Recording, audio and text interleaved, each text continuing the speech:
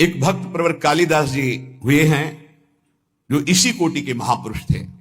अद्वितीय भक्त निष्ठा उनकी थी। भगवत निष्ठा अद्वितीय उसी की मानी जाती है जो भक्त निष्ठा होती है। भक्त निष्ठा वाला भगवान निष्ठ जरूर होगा और भगवान निष्ठा वाला भक्त निष्ठ जरूर होगा। कालिदास जी श्री रघुनाथ दास गोस्वामी के गांव से 1.5 कोस दूर रहते थे, उसी कुल के थे और ठीक वैसे ही भक्ति थी जैसे पूज्य रघुनाथ दास गोस्वामी की। भगवान नाम में इनकी इतनी निष्ठा थी कालिदास जी की, उठते बैठते सोते जागते खेलते हंसते बात करते हर समय इनकी जिह्वा पे नाम चलता रहता। अगर ये कुछ बोलते तो पहले नाम बोलते फिर चर्चा करते। देखो प्रायः सत्संग में कहा है कि अगर आप नाम जापक उपासक हो तो चिंता मत करो, पर आपको जब बात करनी तो पहले धीरे से बोलो राधा, फिर बात करो, बीच में फिर बोलो राधा, फिर जब बात का विश्राम करो राधा। अगर इतनी सावधानी रखोगे तो पूरी बात जो आपने की वो भजन हो जाएगा आपका। कोई कार्य प्रारंभ कर रहे हैं राधा, कार्य के बीच में बोलो राधा राधा, कार्य के समापन में बोलो राधा, और वो कार्य समर्पित, वो भगवत प्राप्ति करा देगा। आप बात को पकड़िए। वो किसी बात को बोलने के पहले नाम बोलते थे। वो भगवत नाम के बिना तो बोल ही नहीं सकते थे, पहले बोलते थे राधा।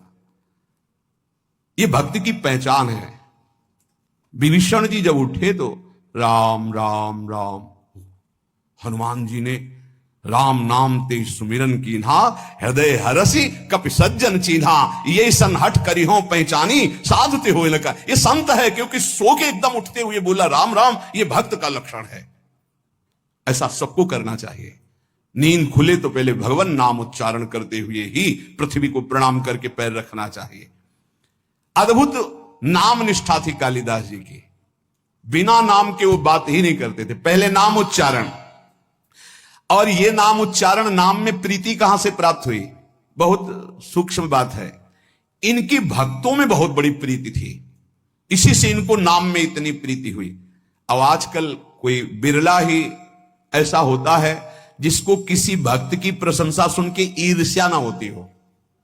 जबकि हमारी भक्ति का स्वरूप यह है कि किसी को सुने कि वो नाम जप कर रहा है, उसका बड़ा यश हो रहा है, वो ऐसा है, तो हमारे अंदर लालसा होनी चाहिए कि इनकी चरण रज माथे पे लगाएं, कभी इनका जूठन मिल जाए, कभी इनका चरणामृत मिल जाए। ये भक्तों की बात थी। हमारे अंदर क्या होता है, अहम प्रधान होता है, तो लगता क्या है, इतना हुआ, क्या हुआ, वो उससे मात्सर्य और ईर्ष्या प्रकट हो जाती है। ये भगवत विरोधी वार्ता है। अंदर ये बात नहीं आनी चाहिए। जहां वो सुनते कि अमुक जगह भक्त बहुत नाम जापक हैं, तो बहुत धनी थे, पर साधारण वेश में छुप करके जाते कि बिल्कुल ऐसे दीन गरीब बन करके, और उनकी सेवा करते। भक्तों को अच्छे अच्छे पदार्थ खिलाने में उन्हें परमानंद का अनुभव प्राप्त होता। और ऐसा सिद्धांत भी है कि जैसे गर्भवती मां को भोजन पवाओ तो बच्चे को अपने आप पहुंच जाता है, ऐसे हृदय में हृदयस्थ विराजमान भक्तों के प्रभु हैं, तो भक्तों को पवाओ तो प्रभु का अपने आप भोग लग जाता है। भक्तों के मुख से प्रभु बहुत आनंद पूर्वक पाते हैं। भक्तों को जब श्रद्धा पूर्वक सुस्वाद प्रसाद पवाया जाता है तो उसके स्वाद का अनुभव स्वयं भगवान श्री कृष्ण करते हैं। भक्तों को जब पवाया जाता है, भगवान को अपने भोग लगाने से इतनी प्रसन्नता नहीं होती जितना संतों के भोग लगाने से होती। इसी बात को एक भक्त ने पकड़ लिया और संतों को पवाना शुरू किया श्रद्धा से। अब उनके पास एक सीमित अर्थव्यवस्था थी। अगर संतों को पता है कि बहुत श्रद्धा पूर्वक यहां प्रसाद पवाया जाता है तो बिना बुलाए भी कृपा करके आने लगते हैं। वहां खूब संतों का आगमन होता और बनवा के पवाते। धीरे धीरे संपत्ति राधे श्याम। अष्ट धातु के ठाकुर जी थे, तो ठाकुर जी की जितनी सेवा पात्र थे स्वर्ण चांदी के जो थे सब बेचकर संत को पवा दिया। ठाकुर जी से कहा कल अगर संत आए और व्यवस्था नहीं हुई तो सरकार आपको बाजार में ले जाएंगे, हम वो आपको बेच देंगे, क्योंकि संत भूखे नहीं जाएंगे, वो आप ही रह गए, हमारी संपत्ति। भगवान ने कहा कि हमारे संबंध से तो संतों को, बस आप संतों के पाने से प्रसन्न होते हैं ये मैंने सुना है, आप अपने भोग लगाने से उतना प्रसन्न नहीं होते। तो अब कल संत आएंगे, अगर उनके भोग की व्यवस्था नहीं हुई तो तैयार रहना, हम आपको बाजार में बेच देंगे। भगवान हंस दिए और कहा जो संतों की सेवा करता है उसके यहां ऐश्वर्य की कमी नहीं रहती। और जरा सा उनका कृपा कटाक्ष, कुल परंपरागत लक्ष्मी जी उनकी सेवा में उपस्थित हो गई। तो जो श्रद्धा पूर्वक भक्तों को सुस्वादु पदार्थ प्रसाद पवाते हैं, भगवान भक्तों की जिह्वा से पान करते हैं। भगवान को स्वयं भोग लगाने से इतनी प्रसन्नता नहीं होती जितना संत और भक्तों को पवाने से होती है। भक्तों को खिलाकर और उनका किसी भी तरह से उच्छिष्ट पाना, ये इनका स्वभाव था कालिदास जी का, इसीलिए इनके निरंतर नाम चलता था। अब जैसे कोई भक्त उच्छिष्ट देने के लिए तैयार नहीं होते, वो तो बड़े कृपा करते हैं तब उच्छिष्ट देते हैं, तो वो सावधानी रखते थे। कहीं भी तो पात्र धो के फेंकेंगे, वहां से जल ले लेना, अगर चूक हो गई तो पात्र में से हाथ करके बस कर लेना, वो अपने पात्र लेके गए चाट लेना, उच्छिष्ट का भाव। निरंतर नाम जापक भक्त चरणामृत भक्त पद धूलि तो लगाते ही, और उच्छिष्ट पाने के लिए भक्त सेवा करते।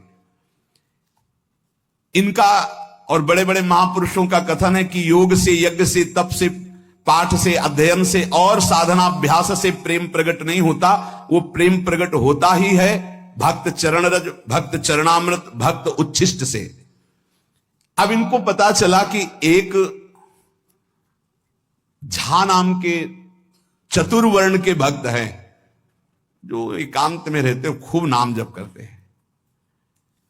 पति पत्नी दोनों नाम कीर्तन करते हैं और गांव में सेवा करके एक एक रोटी जो मिलती है उससे अपना, अब इनको लालच लगा।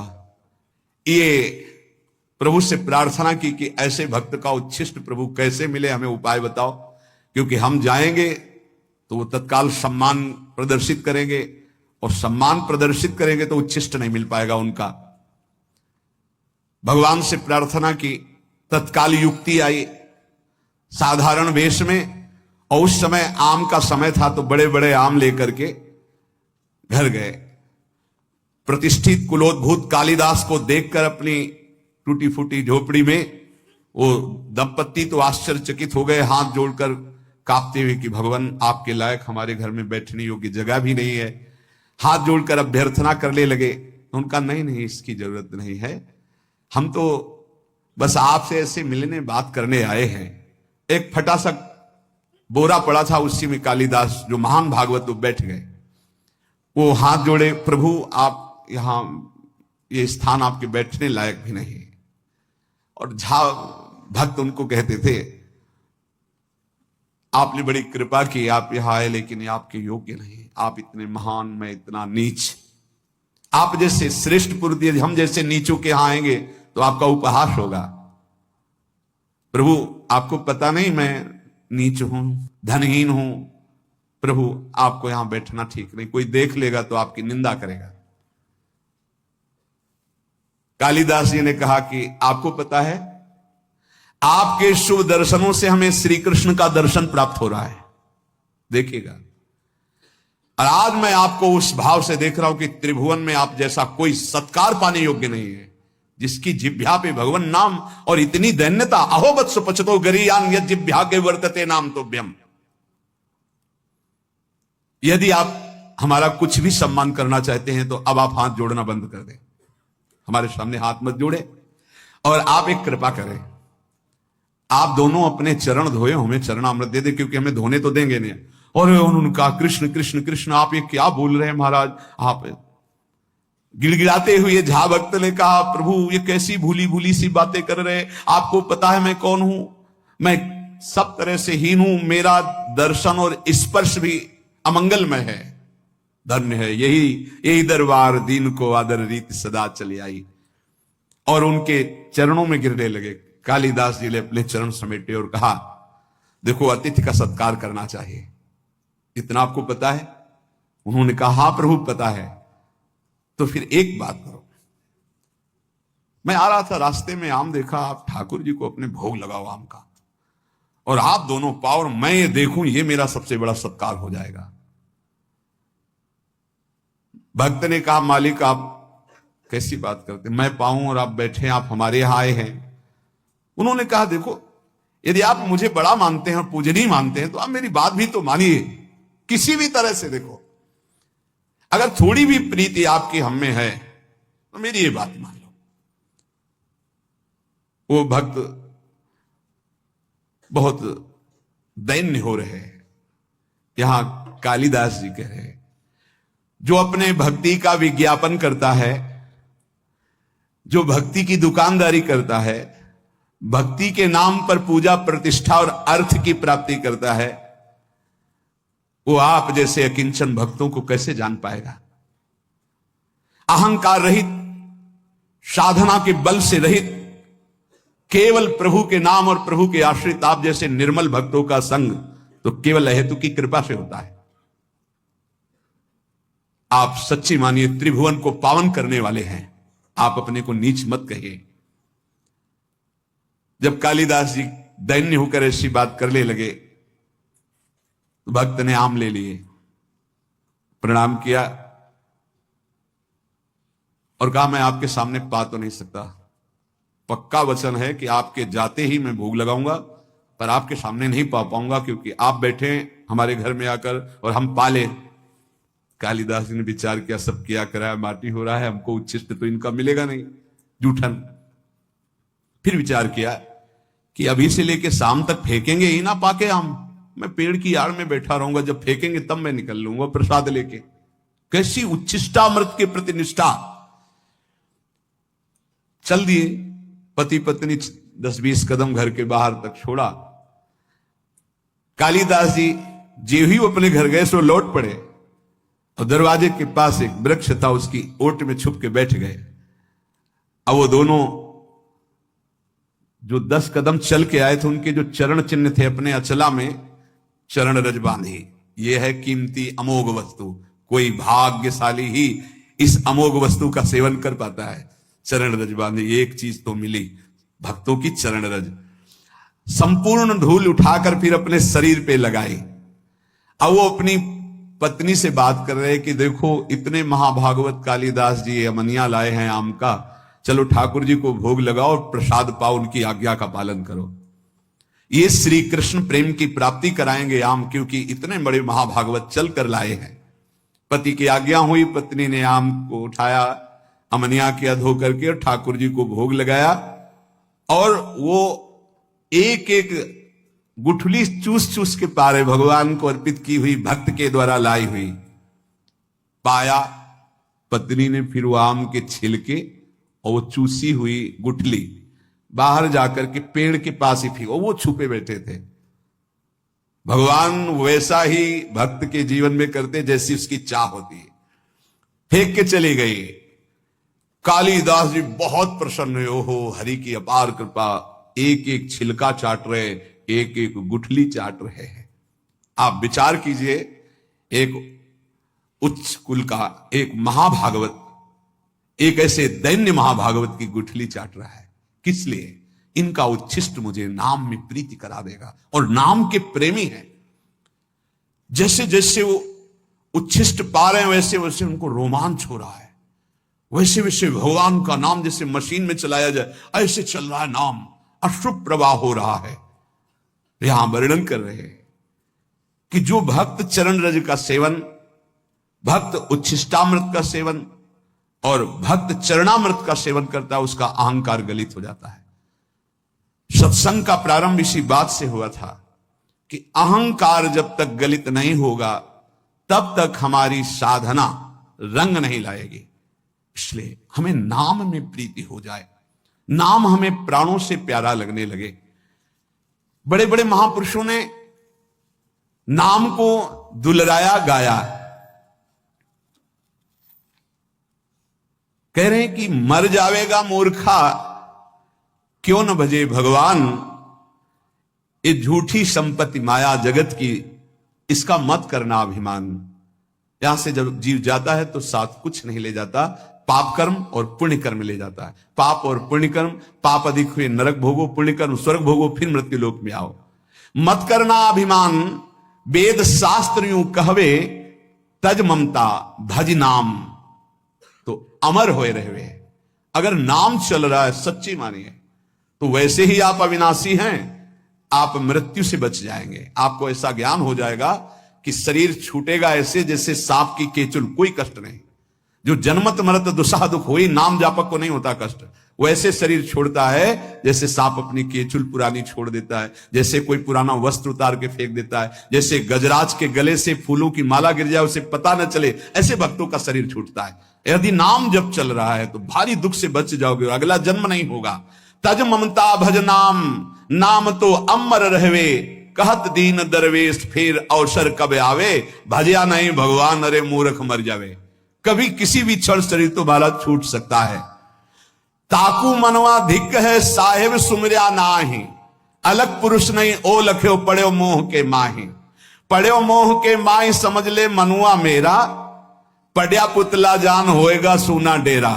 कहत दीन दरवेश ज्ञान लगी ना धाकू, साहेब सुमरा नाई धिक है मनवा ताकू। यदि साहब श्री हरि का नाम जप नहीं किया, प्रभु का नाम जप नहीं किया, तो ये तेरा शरीर, तेरा सब साम्राज्य यहीं पड़ा रहेगा, कोई तेरे साथ नहीं जाएगा।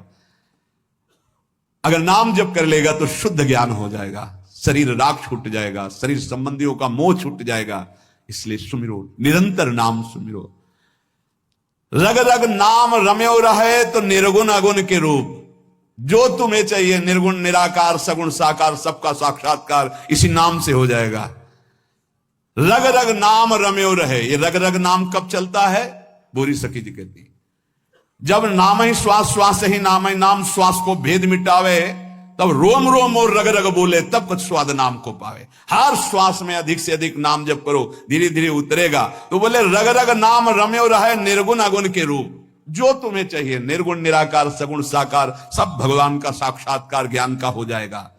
राम श्याम रवि एक है सुंदर सगुण स्वरूप, चाहे राम रूप देखना चाहो चाहे श्याम रूप देखना चाहो। रसना नाम संभारिए, श्रवण ही सुनिए नाम, नयने निरखो नाम को रविदास है काम। रात दिन नाम जप करो, ऐसे नेत्रों में नाम लिखा दिखाई दे, कानों में वही नाम सुनाई दे और हृदय से वही नाम उच्चारण हो। जो चाहोगे राम रूप श्याम रूप निर्गुण निराकार सगुण साकार जो चाहोगे सब प्राप्त हो जाएगा।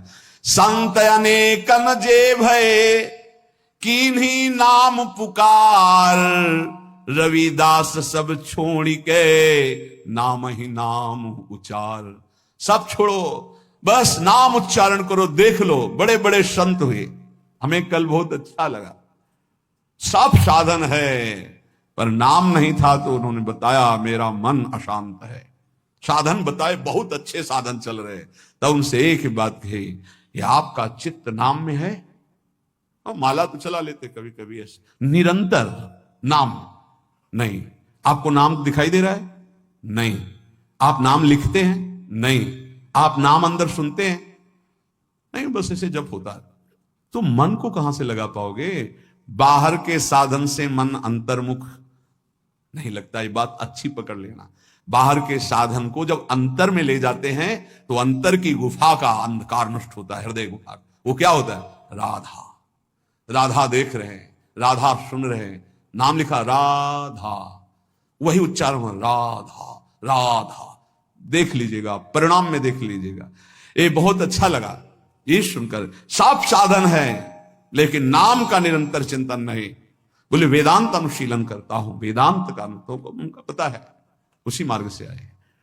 संत अनेकन जे भय किन्हीं नाम पुकार, रविदास सब छोड़ के नाम ही नाम उचार।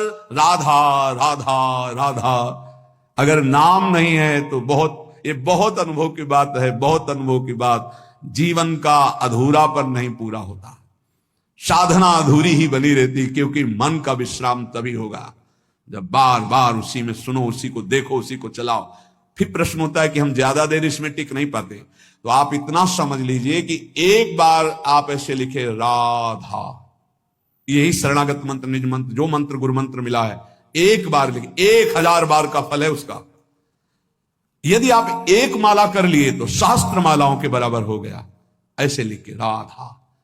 थोड़ा सा लोभ बढ़ाओ, थोड़ी सी एकाग्रता करो, थोड़ा मन को रोकने की चेष्टा करो। अगर 2 मिनट रोकना सीख गए तो अनेकों जन्मों का बिगड़ेल मन आपके अधीन होने लगा। 2 मिनट अधीन हुआ, चिंता मत करो कि हमसे तो अगर ऐसे करते हैं तो बहुत कम भजन होता है, वो कम भजन बहुत बड़ा लाभ देने वाला है। आप मान लीजिए, जो आप लिख रहे हैं वही आप देख रहे हैं, वही आप सुन रहे हैं, वही आप उच्चारण करें, बाजी जीत जाएंगे। संत अनेकन जे भय, जितने बड़े बड़े महापुरुष हुए सब नाम प्रेमी हुए, नाम का सबने रसास्वादन किया। कह रहे हैं कि यदि आपने नाम जप नहीं किया तो आप चाहे जो शरीर से साधन कर ले, चाहे जो और साधन कर ले, उतनी उन्नति प्राप्त होने वाली नहीं। जब नाम के अंदर रूप प्रकाशित हो जाता है तो सर्वस्व त्याग हो जाता है। जो त्याग वैराग्य के लिए लोग प्रयासरत रहते, पूरा प्रयास नहीं हो पाता, तो कह रहे हैं मेरे भाव में ज्ञान और वैराग्य, ज्ञानेश्वर जी महाराज का बात, बहुत बड़े महापुरुष है, इनसे बड़ा तो ज्ञान और वैरागी और योगी ज्ञानेश्वर जी। इन्हीं के सामने तो गए थे वो 1400 वर्ष के चांगदेव जी, ज्ञानदेव जी के सामने तो गए थे। वो अपना तप दिखाने के मैं 1400 वर्ष का हूं, सिंह को वश में करके सांप की चाबुक, तो चबूतरे पे बैठे थे तो जड़ चबूतरे से कहा चलो चल। क्यों? चैतन्य घन परमात्मा बुद्धि संकल्प किया, वैसे हो गया। ऐसे महापुरुष कह रहे हैं जो भी ज्ञान है, जो भी वैराग्य है, विठोबा की कृपा है, विठल भगवान की जो कृपा है, वो नाम से जागृत होती है। बड़े बड़े महापुरुषों के नाम, जितना उपासक नाम जपेगा उतना ही उसको भगवत साक्षात्कार के नजदीक एक एक नाम ले जा रहा है। अपने आराध्य का साक्षात्कार सब में होने लगेगा जिस समय आपका निरंतर नाम चलने लगेगा। नाम के बिना क्षण भर भी जो चैन से ना रह पावे तो समझ लेना प्रेम की पराकाष्ठा प्रकट होने वाली है। जो प्रभु का भजन करते हैं उनको किसी और की तरफ देखने की जरूरत नहीं कि कौन सा क्या साधन संसार में कर रहे हैं, हमको सिर्फ नाम पकड़ना है। संसार की समस्त कठिनाइयां, ये बड़े महापुरुषों के वचन हैं, समस्त विपत्तियां, समस्त दुखों का नाश करने में समर्थ है नाम। अगाध ज्ञान वैभव का समुद्र है नाम। अपार दुर्गम गति प्रदान करने वाला है नाम। बस ग्रहण करने योग्य है तो एक नाम। तत्व गहन को नाम है, भज लीजय सोई। लीला सिंधु अगाध है, गति लखे न कोई। नाम अगाध लीलाओं में प्रवेश करा देने वाला तत्व का गहन रूप नाम है। अगर नाम जप हो रहा है तो तुम्हें और फिर कोई साधन की जरूरत नहीं है। ऐसा नाम अपनी जीभ पर रख लो, तुम सबसे बड़े दानी माने जाओगे और जरा मृत्यु पर विजय प्राप्त कर लोगे। कंचन मेरु सुमेरु है गज दीजय दाना। कोटि गऊ जो दान दे नहीं नाम समाना। एक जप रहा है राधा राधा, एक करोड़ों गाय ये सब दान कर रहा है। जितने दान करने की सामग्री है, कंचन भूमि, भूमिदान, स्वर्ण दान, है दान, गज दान, गौ दान।